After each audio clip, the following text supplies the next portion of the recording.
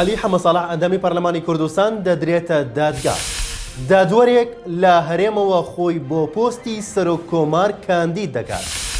هەفتەی داهاتوو پەرلەمانتەرانی پارتی سەرۆک دیاری دەکەن.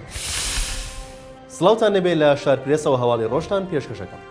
علی حەمەساڵح ئەندامی پەرلەمانی کوردستان لەلایەن وەبەرهێنەرێکی هەرێم سکاڵای لەسەر تۆمار دەکرێت و داوای $10 ملیۆن لێ دەکرێت. علی حەمەساڵح ئەندامی پەرلەمانی کوردستان ڕایگەیاندووە شاری زەیتونە کە تۆمەتباریان کردووە بە هۆکاری لافاوەکەی هەولێر سکاڵایان لەسەر تۆمار کردووە و داوای قەرەبوو دەکەن.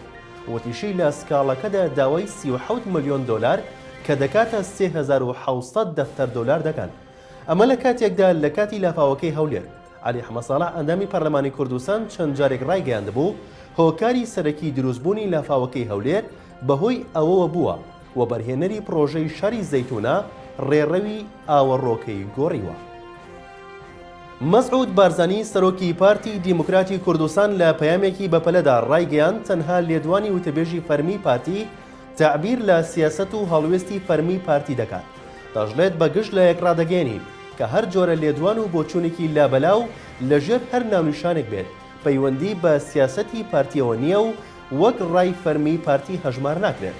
لە ڕاگەندراوێکدا مەسعود بارزانی بەبێ دیاریکردنی هۆکارێکی تایبەت نووسیوێتی لە ماوەی ڕابردوودا لە ڕاگەاندن و تۆڕە کۆمەڵایەتیەکان هەندێک لێدوان و بۆچوون بڵاوکراونەتەوە کە زۆر جار وەک هەڵوێست و ڕای پارتی دیموکراتی کوردستان لێکدانەوەی بۆ کراوە.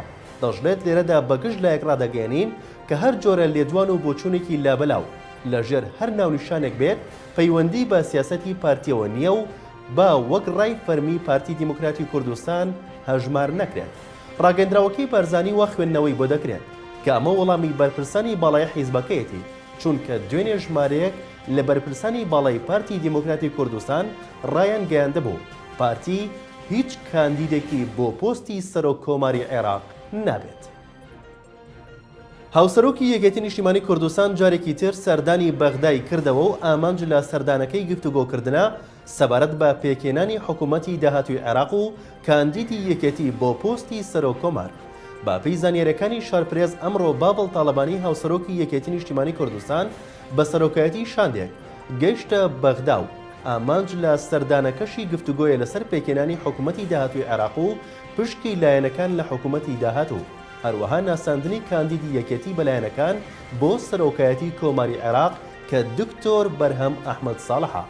جگەلەوەی چوونی شاندەکە بۆ گفتوگۆکردنە لەگەڵ هەموو لایەنەکان ئەو پەیامەش دەگەێنن کە یەکێتی لەگەڵ هیچ جەمسەرێکدا نییە و دژی هیچ لایەنێکیش هەڵوێستی وەرنەگرتووە.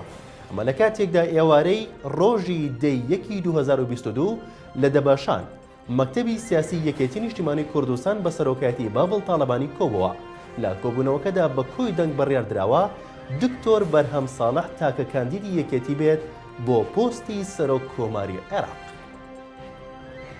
دادوەرێکی نەسراوی کوردستان لە هەرێمەوە خۆی بۆ پۆستی سەرۆک کۆماری عێراق کاندید دەکات و ڕایدەگەێنێت تا ئێستا قسەی لەگەڵ لایەنەکان نەکردووە بۆ ئەوەی پشتیوانی بکەن. حاکم ڕزگار حەمە ئەمین بە شارپرێسی ڕاگەیاند CV ئامادە کردووە و پێشکەشی پەرلەمانی عێراقی دەکات و خۆی بۆ پۆستی سەرۆک کۆماری عێراق کاندید دەکات.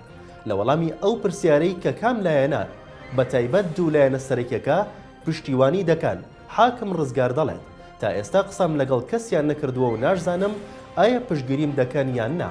حاکم ڕزگار حەمە ئەمین پیشەی دادوەرە و یەکێک بوو لەو دادوەرانەی کە لە دادگایکردنی سەدام حسێن و سەرانی بەعەز بەشداری کردووە و ماوەیەک پەرلەمانتاری سربەخۆ بوو لە چوارچەوەی فراکسیۆنی یەکێتی لە خولی سێمی پەرلەمانی کوردستان.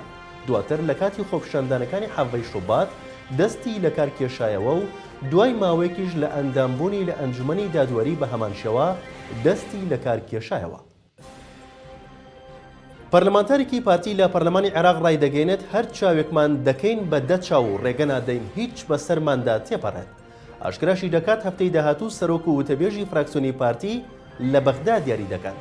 سەباح سوبحی پەرلەمانتاری پارتی لە بەغدا بە ماڵپەڕی فەرمی حیزبەکەی ڕاگەیاندووە ئێستا لە بەغداین و لە کارکردن بەردەوامین بۆ داکۆکیکردن لە مافەکانی کورد و ئێمە بەرژەوەندیمان لە بەغدایە. ئاگاداری تەوافقەکان دەبین و بەردۆکی دیکە گەنگەشە دەکەین و چاومان دەکەین بە دەچاو بۆ پاراستنی مافەکانی کورد و لەوێ دەبین و کارمان لەوێ و ئاگاداری بچووک و گەورە دەبین و ڕێگە نادەین هیچ تێپەڕێت بەبێت تەوافق. ئەو پەرلەمانتاری پارتیەوەشی وتووە گفتوگۆ دەکەین بۆ دیاریکردنی سەرۆک و وتەبێژی فراکسیۆنی پارتی و هەفتەی داهاتووش یەکلایی دەکەینەوە. لە شارپرێسەوە هەواڵی ڕۆژتان پێشکەشکرا شاد و بەختەوە.